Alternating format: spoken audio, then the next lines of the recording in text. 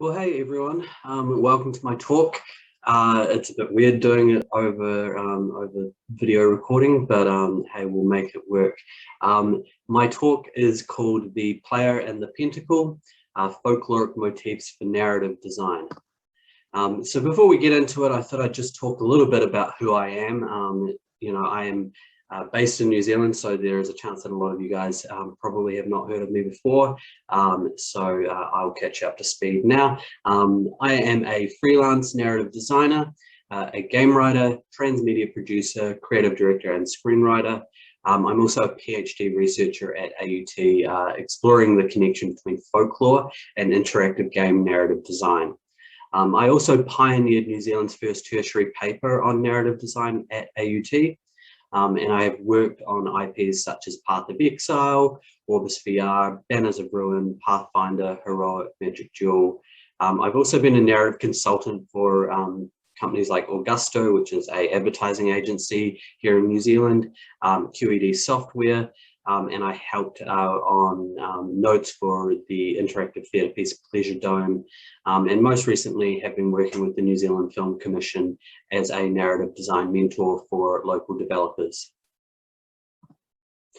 So we're just going to jump straight into this because there is a lot of content to cover today. So I have cut the content up into different parts to make it easier. So part one, framing the folkloresque. So seeking the missing daughter of a foul-tempered baron, the witcher, Geralt of Rivia, finds himself trekking through a muddy forested swamp. His search has placed him in hot pursuit of a mysterious triad of entities known as the Crones of Crookback Bog. Now, according to the folk stories of the region, the three crones, also known as the Ladies of the Wood, will fulfill the wishes of local villagers in exchange for their children. And this is what one of the notes, I believe it is, in the game says about this. The gods have abandoned us. The mighty of this earth care not for our fate. Only the ladies of the wood watch over the land. In foul times when plague or famine steals our harvest, we must beg the ladies for help. If they deem fit, they will hear our pleas and knock back fortune's foul blows. This is how one begs for help from the ladies. Find a child, young and innocent, and take it to Crookback Bog. Search out the lady's shrine. This is where the trail of treats begins. Set the child off on the trail and it shall follow its sweet track and find the good ladies. The child will never want for anything ever again, for the ladies are kind and generous. Standing before the shrine, pronounce your request and the good ladies will hear, for they see and hear all that takes place in their demesne. If you made the offering as it must be done, your supplication will be heard. So as the player explores the bog, they discover a small orphanage hidden within the marshes. This is where the children are sent on the trail of sweets. This is where the children that are sent on the trail of sweets end up. There they are fattened and made ready to be fed for the ladies. So The Witcher 3, as I'm sure quite a few of you know, is a campy D&D style fantasy RPG, but this quest feels particularly powerful and driven by folk tradition. It makes it a great example of what we call the folkloresque. So let's take a moment and break down the different folkloric motifs within this quest so that we can see it a bit more clearly. So first off, we have a cursed swamp. Now this is a variation of the cursed or forbidden forest found in stories around the world, but primarily in the cultures of Scandinavia. Number two, we have abandonment in the forest.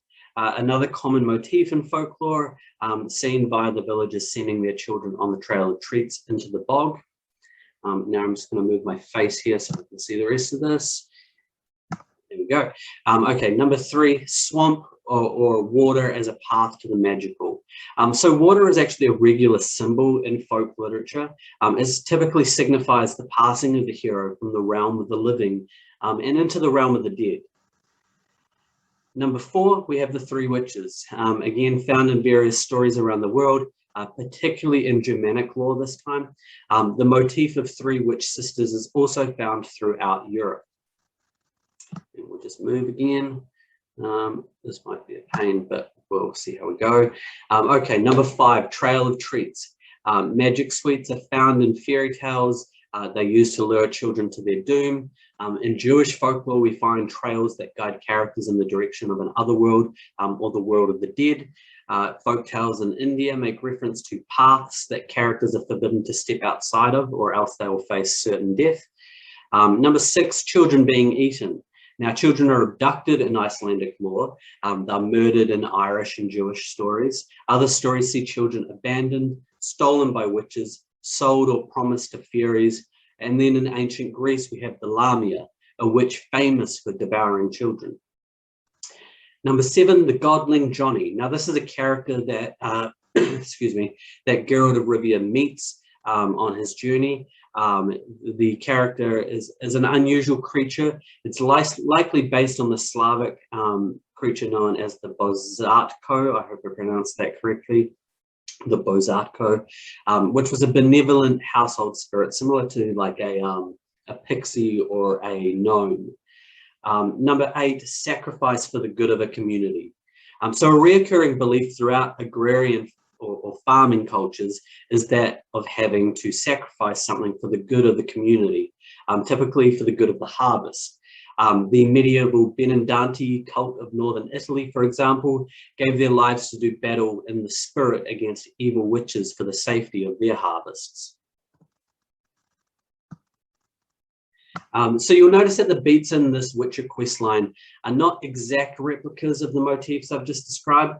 Rather, they are inspired by or share similarities with these motifs. So I'm going to read you a little quote here from, I believe his name is Michael Dillon Foster. Professor Michael Dillon Foster, and he is one of the eminent researchers on the folkloresque as a methodology. So he says, simply put, the folkloresque is popular culture's own emic perception and performance of folklore. That is, it refers to creative, often commercial products or texts, for example, films, graphic novels, video games, that give the impression to the consumer, viewer, reader, listener, player, that they derive directly from existing folkloric traditions. In fact, however, a folklorist product is rarely based on any single vernacular item or tradition. Usually it has been consciously cobbled together from a range of folkloric elements, often mixed with newly created elements to appear as if it emerged organically from a specific source. So using the folkloresque as a methodology imbues your story with a sense of authenticity. It allows audiences to interpret the work as being derived from something larger and steeped in history. And this strengthens your IP, making it durable and long-lasting. Again, from Professor Michael Dillon Foster, the folkloresque is a meaningful form of popular culture because popular culture dreams of being folklore. So quickly, I just want to touch on keys to safe adaptation, because we are talking about traditional cultural stories in many cases. And that immediately brings up the question around cultural appropriation. How do you explore these worlds, these stories, without doing disrespect or appropriating the stories away from the culture that they came from? Excuse me. So when dealing with folklore and traditional stories or other narrative aspects of cultures other than your own, the folklorist does go a long way to avoiding cultural appropriation because it is inspired by rather than just flat out copying these motifs. But that being said, there are further keys to safe adaptation that you can hit. For example, always consult or work with someone who belongs to the culture you're interested in exploring. They have information you need. They have information you want. They have information you didn't know you needed or wanted. So allow them to tell their story in collaboration with you. Listen to them, they are the experts. Secondly, be respectful to the source material. Use it as inspiration to create something new, but if you're more interested in something closer to a straight up adaptation of the material, then you need to be certain that you're treating the stories with dignity and accuracy. And this leads into the third key, which is to go straight to the source. Draw your inspiration directly from the people and cultural documents that are inspiring your game world, rather than from other adaptive texts, which may or may not have done a good job in this regard. Your job is to be a professional researcher, follow academic conventions. And so that's the end of part one. So what I did there was just gave us an understanding of the methodology or the framework through which we're exploring the rest of this talk. So part two is the esoteric origins of narrative design. So here I'm going to establish a historical precedence for using folklore in narrative design.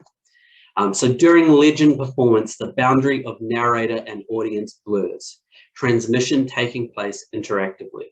The conversational nature of legend, in turn, adds to the believability of the narrative and its function as a mechanism for reaffirming beliefs, since the narrative is not set off by any distancing formula. And so that is by Timothy Tangolini, and he is a folklorist from the 90s. I'm not sure if he's around still, but this is an interesting quote because it tells us a few things. It tells us that legends, and we're using this term loosely here, what we're really talking about is the canon of folklore in general, but legends or folklore are a performance. The storyteller actively provokes the listener into interacting and engaging with the tale on an emotional level. They have a conversational nature. This implies a performative improvisation on behalf of the storyteller. They're essentially making a deal with the audience. And that deal is something along the lines of engage with my story actively, and in return, I will allow you agency in how it plays out. They're not set off by any distancing formula. There is a quality to the telling that lends itself to interactivity and co-creation with the audience. So divination engines are artifacts which have traditionally been used by people to foretell the future. Tarot cards, knuckle bones, runestones, the I Ching, these are just a few examples. They're also known as oracle texts, and these artifacts are the ancestors of our interactive narratives today. Sounds crazy, I know, but they both rely on human input to work and subjective interpretation to tell a story. Divination engines are essentially random storytelling generators. So let's look at tarot cards quickly as an example. They can be seen as a kind of low-tech cyber simulation that users construct stories, their own narratives of destiny from the cards, even when the softwares that they plug into the hardware of the deck are not overtly literary. Readers thus shift from being consumers of text to producers in a move that corresponds to literary and hypermedia idealizations of literature and literary machines, proposed by many contemporary theoreticians. The resulting transmedia storytelling is a user-mediated play of signifiers and signifieds across modes that extend both our understanding of what literature can be and the many uses of the game of tarot. So that quote is by Dr. Paul Mountford, who happens to be my PhD supervisor. So shout out to Paul. That was his excellent essay, Tarot Guidebooks as a Literary Genre. So here Mountford suggests that by randomly drawing a spread of cards in an attempt to tell the future, players are drawing from their own psyche to construct a simulated narrative from which they can derive meaning. And we'll just move me again. Okay, so tarot begins as a completely non-mystical deck of Italian playing cards known as trionfi, and were used to play tarocchini, a popular game during the mid-15th century across Europe. The cards did not see use as a means of divination until the late 18th century, where their arcane imagery was used as a way through which to interpret future events. These illustrations were suggested by the psychiatrist Carl Jung to be psychological images and symbols that connect us to our unconscious selves. The cards combine in certain ways, and the different combinations correspond to the playful development of mankind. They are sort of archetypal ideas of a differentiated nature. So this is put to brilliant use in Italo Calvini's 1973 ergodic classic, The Castle of Crossed Destinies. Struck mute by a magical forest, several characters take refuge in a castle where they tell each other their stories through drawing cards from different tarot decks. Using the archetypes and symbols in these decks, their tales unfold via the interpretation of the cards. So while divination engines may have fallen out of popularity for most of us, their influence can still be felt in the interactive random storytelling engines of today. Digital and analog games that make use of narrative to contextualize the way in which the user interacts with or plays with the hardware. So exploring this unusual literary genre establishes a historical and narratological precedent for the use of folklore in narrative design, which I believe we are about to start on now. Part 3, Circles and Stars, introducing my model, the Pentacle model, or the player in the Pentacle. So one of the most recognizable folkloric motifs today is that of the magic circle and the pentacle. Sometimes it's the pentagram drawn within the circle. It's thought to originate from, again, hopefully I don't butcher the pronunciation here, but it originate with the zazuri, an ancient Mesopotamian ritual in which a circle is drawn from flour around a space to purify or protect it from evil influence. So the magic circle has appeared over and over again in different belief systems all the way up to present day, with modern occult religions such as Wicca, as well as obviously appearing in entertainment, film, TV, games, take your pick, you'll find it there. So the magic circle maintains a basic function, which is to govern the boundary between the natural and the supernatural, be it in terms of acting as a protective barrier or in terms of evoking the supernatural from the safety inside the circle. And that is by Eugene Thacker in The Dust of This Planet, Horror of Philosophy, Volume 1. So magic circles have long been incorporated into the lexicon of game design and virtual worlds. In 1938, a book by the Dutch historian Johan Huizinga, magic circles are explored.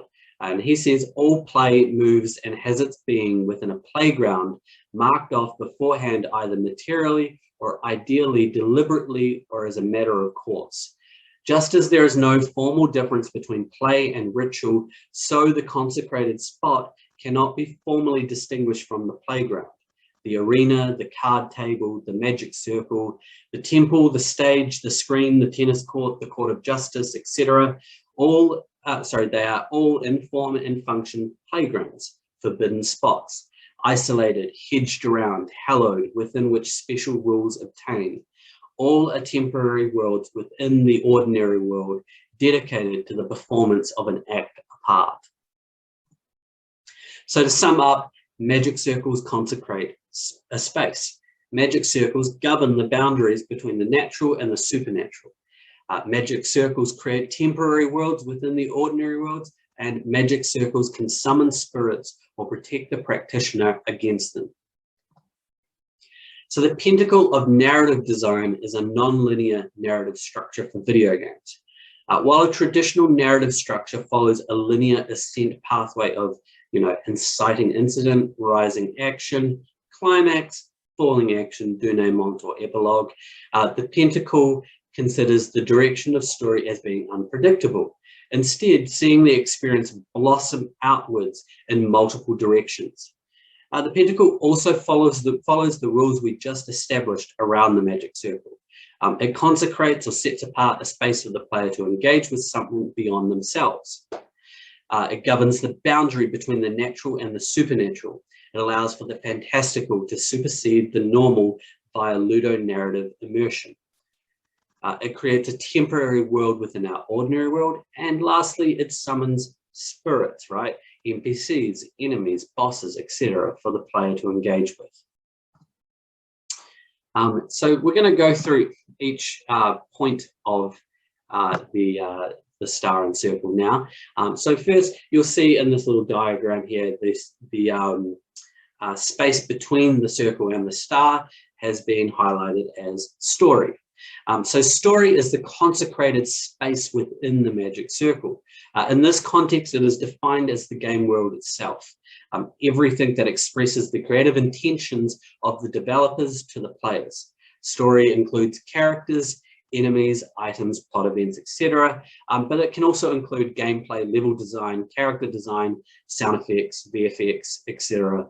Story is a consecrated and sacred space for the player, meaning that we as developers have a responsibility to protect the player from anything that might pull them out of the game or otherwise be harmful to their experience. Now, this includes ludonarrative dissonance. I'm sure you've all heard that term before, but it is a story that contradicts gameplay or vice versa. And secondly, and I know that I will probably upset some people with this, predatory monetization elements. Loot boxes, pay to play, gambling mechanics, all that stuff. These practices, and hear me here, they are unethical. They have a well-documented history of negatively affecting neurodiverse players or those with pre-existing addiction issues. These sorts of things will only hurt your game in the long run. They may seem like a good idea, but they really aren't. Instead, try focusing on delivering a product that players can emotionally resonate with. This will create for you an IP that is evergreen and fans that will stick with you for life. So let's just move on next to, onto the head of the pentacle. So this is the top point of the star, and this is lore. Now, lore is a focused approach to crafting the richness and nuance found in great story worlds like Lord of the Rings, the Marvel Cinematic Universe, Skyrim, Bloodborne, Game of Thrones, take your pick, right? Now, it is compiled along with other world building elements in a story Bible. Lore is made up of generalized world building. That can be things like geography, language, culture, history, religion, biology, horticulture, so on and so forth. Everything your game needs to exist as a believable world where actual people reside. Lore often contains content that your player may never see. However, its inclusion serves as important creative text for others in the development pipeline, and it can also be used to extend your world via DLCs and sequels, as well as transmedia offshoots. Now, these are things like graphic novels, web series, movies, etc. Moving on to part three, to the left arm of the pentacle. Now, this is deep lore. Now, I named it deep lore because of the depth it brings to a player's understanding of a game world. It's defined, in my mind, as collecting all the world-building elements that are crucial to understanding the plot and ultimately the message of your game's story. It is a world-building discipline that focuses on crucial elements like character backstories, the cosmological rules of the game, structural politics of the world, etc. These are elements that, while are not immediately affecting the flow of the plot, work to contextualize plot events or foreshadow things yet to come. So to give you an example, knowing how to speak Quenya, the Elvish language from Lord of the Rings, is a great example of lore. It strengthens the believability of the world that there are these different languages at play, but it has no effect on understanding the basic plot of Lord of the Rings. On the flip side, the tragic backstory of Gollum is a good example of deep lore. It highlights Gollum's motivations as a character and gives us understanding around the conclusion of his storyline and the plot in general. So deep lore is exposition, yes, but it is a special kind of exposition. It is exposition that players need to encounter on their own terms, as if they are discovering it rather than having it drip fed to them. So the right arm of the pentacle is narrative. Now, narrative concerns itself solely with the mode of telling being used in the game world to convey lore, deep lore, and plot to the player.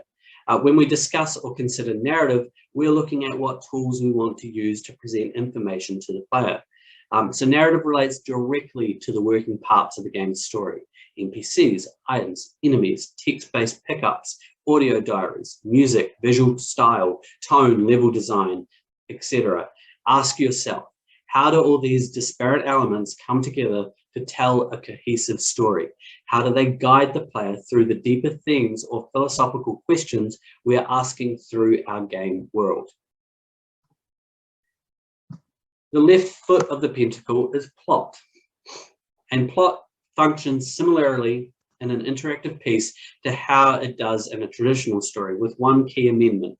Plot is specifically focused on the actions that the player can take to influence the sequence of events leading to certain outcomes in the story.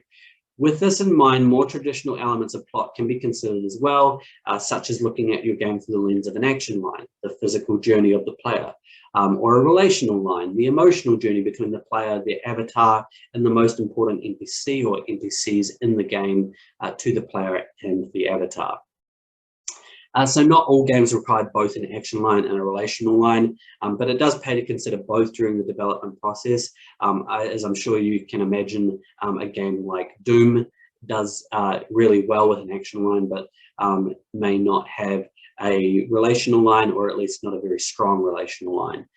But I would suggest considering both, just in general, to make sure you've got all your bases covered. So the right foot of the Pentacle is, of course, play, which is perhaps the most important element to consider for your game's story. Like plot, play explores the actions taken by the player as they interact with the world. The main difference here is that play focuses on allying itself with all the other elements of the Pentacle, so story, lore, deep lore, narrative, and plot. It requires the narrative designer to come alongside and engage with others in the development pipeline, particularly those working on gameplay mechanics, to make sure that the story and its themes are accurately reflected in every Ludo element of the game. For example, let's look at the new Wolfenstein games, right? They're games where the story is thematically about the horrors of war. So the gameplay should reflect that by cultivating a sense of horror in the player when they are forced to take a life. Of course, as much as I love the Wolfenstein games, and I do love them because I love killing Nazis, but as much as I love it, they reward you for killing Nazis, and the more crazy to kill, the better. And so that is in direct opposition to the narrative themes of the game. And so that is the Pentacle part of my narrative model. So we're going to just move on straight into part 4 now. So this is Unio Mystica, which means mystical union in Latin. And this is a new way of thinking about character. So in the pagan traditions that are found across Europe, we see a recurring belief that the human soul is comprised of multiple elements collectively referred to as the double or the alter ego. Now, these elements are usually broken down into, and this is the Germanic version here, the Fylgja, which is a female spirit that follows, protects, and guides a bloodline, the Hammer, a physical double of a person capable of traveling great distances instantly, and this is both on Earth and into the other world of the afterlife. They're also able to interact physically with the world around them. And then lastly, the Hugo, and this is a kind of formless energy that animates both the person it belongs to and the Hammer when it needs to leave the person's body to travel. So the double forms the basis for the second half of the player and Pentacle model, which explores how we can create unio mystica, or mystical union, between the player and their character. Each element of the double directs this intimacy during the writing process. Included also are 3 more common folkloric elements connected to the double, and these are the soul of bones. Now this is the belief that the eternal part of a being resided within the marrow of one's bones. The shadow, a visible form of a person's soul, which went on in literary traditions to be representative of the darker part of their psyche, something to be overcome. I'm sure you've all heard of the shadow before. And lastly, the Doppelganger. Now this is a perfect physical lookalike of a person, usually seen as a bad omen or an evil twin, but this tradition, like the shadow, has also found a home in literary theory in the form of what we call the inverted foil, a character that is the inversion rather than the opposite of the protagonist, who forces them into confrontation with their shadow. So video games, as I'm sure we're all aware, are a unique medium that places the player directly within the body of a character rather than having them observe one like in film and TV. So unlike other mediums, we're not trying to get the player to empathize with the protagonist. Rather, we are asking the player to embody the protagonist, to wear them like a glove, to be closer to them than their own skin. In the player and the Pentacle model, the player is intimately aware of the protagonist's emotional life. The player is in union with them.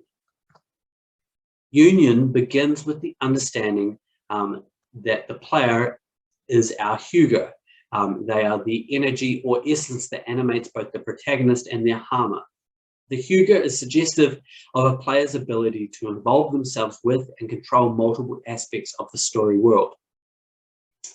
So the content we pass out to the player is able to be explored, played with, reshaped, and sent back to us, as well as out to other players. This mirrors the highly interactive exchange between shamanistic storytellers and their audiences of our ancient past, right? Now, traditionally, the Hugo is disembodied, but it's also what gives the body life.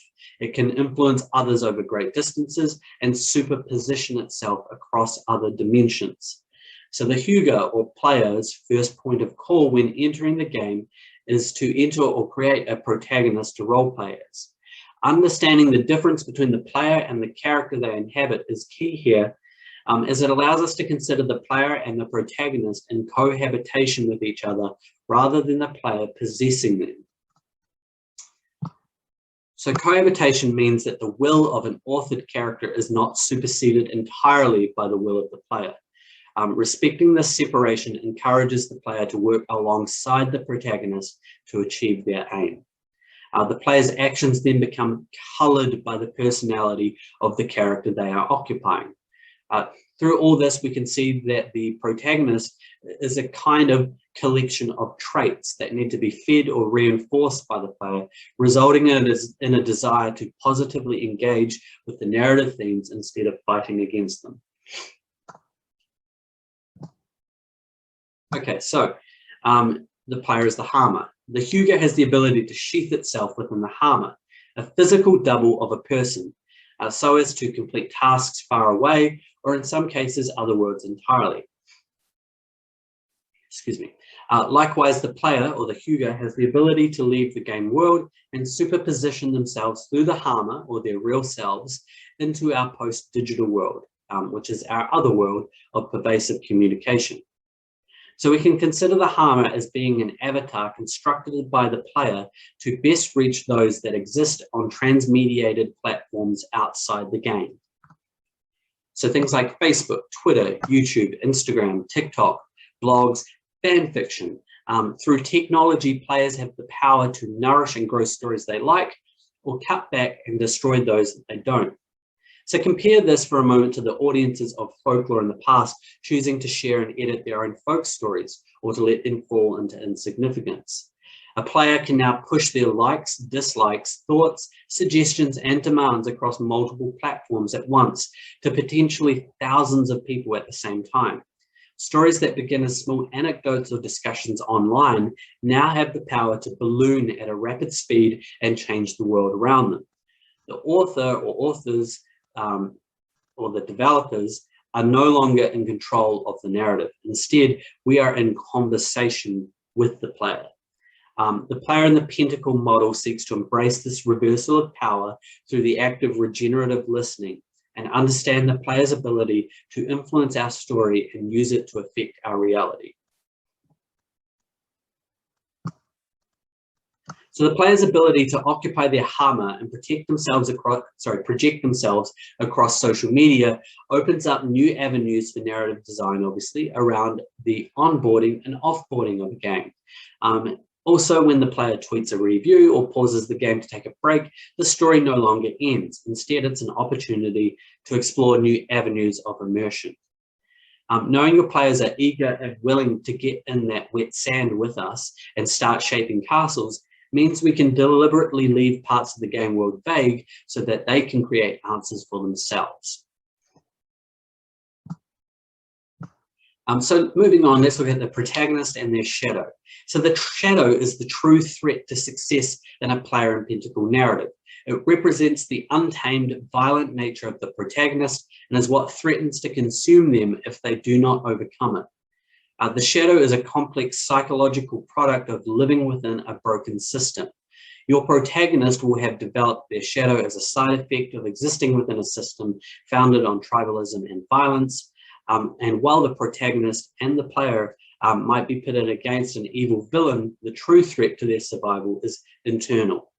The shadow's aim is to convince the protagonist to selfishly attend their own desires at the cost of the needs of others. It demands that they assert their rightness over another's and stomp out any worldviews in contradiction to their own. So the shadow demands a world of black and white instead of one of diversity. Its agenda is based out of a poverty mindset. It fears those outside of itself because their views might mean that the views of the shadow are wrong. So when a primitive civilization grows beyond scattered isolation, it inevitably comes into conflict with itself. The same is true with the mimetic spread of narrative. While the truth remains that we're all one people and that we're stronger together than apart, our interpretations of that truth can differ wildly, resulting in conflict between those who should be working together to face the ultimate threats of our age, things like hatred, greed, sickness, fascism, environmental collapse, and so on, unfortunately. So moving on, let's look at the Doppelganger. So existing in the game world, there should be another character or process that inverts the traits of the protagonist and forces them to confront the dark side of who they are, their shadow. The protagonist must overcome and defeat their shadow or be completely consumed by it before the story is truly over. So the Folklore as an anti-shadow and the Soul of Bones. In the Folklore, we see a tutelary genie, a being of light, a representation of the feminine, of destiny, of protection, mentorship, and love. In a player and Pentacle narrative, we view the Folklore as an opposite to the shadow, and the Soul of Bones is the thing which keeps us motivated to persist within the game world. There can and will be overlap between these two elements. So the Folklore always points to an identity that the protagonist can become, or at least aspire towards, if they overcome their shadow. It is the Folklore's job to act as a distant call to the protagonist, reminding them of their true self and encouraging them to pass through the dominion of the shadow so as to join her and grow as a character. The Soul of Bones, on the other hand, represents how the mortality of the protagonist anchors them to their quest. What is stopping them from tapping out, giving up, falling off the map? The Soul of Bones is a recurring element in your story that forces the protagonist and the player to keep moving forward. So the Folklore exists primarily for a narrative purpose, whereas the Soul of Bones is represented mainly through gameplay. Sometimes these two components will exist as the same thing, other times they might be entirely separate. So the Folklore could be a character or characters, an event or events within the plot that repeatedly drive home the narrative moral or theme of the story. For example, strength is found in empathy and compassion rather than endless cycles of violence. The Soul of Bones, however, might relate to something more practical, such as saving a loved one or hunting down a powerful relic. It just needs to be explored via narratively driven gameplay. Okay, so let's bring it all together now. So first, the player, acting as a kind of Hugo, steps into cohabitation with the protagonist by entering a magic circle and engaging with the story world. They center themselves within the 5-pointed pentacle of narrative design. Now separate from the real world, they are consecrated and set apart. Within this circle, the player is free to engage with the story in a nonlinear way, exploring lore, deep lore, or plot in whichever order they like through the process of play. As the protagonist, they cross paths with their Doppelganger or inverted foil who pushes them to confront the shadow that haunts their story. The Folklore, an anti-shadow and representation of who they might become, calls out across the world as an echo, drawing them forward through conflicts, external and internal. So it is through following the Folklore that they are taught the importance of collective movement and the sacrifice of self. They overthrow the shadow, which is itself a representation of individualism, thus reaching transformation. Meanwhile, through a process of empathetic design, the story world actively accounts for the player's ability to sheath themselves within the Hama, an avatar or narrative process based outside the circle of play, the other world of nonlinear digital communication. This allows for regenerative listening on behalf of the developers and for co-authorship of the story IP.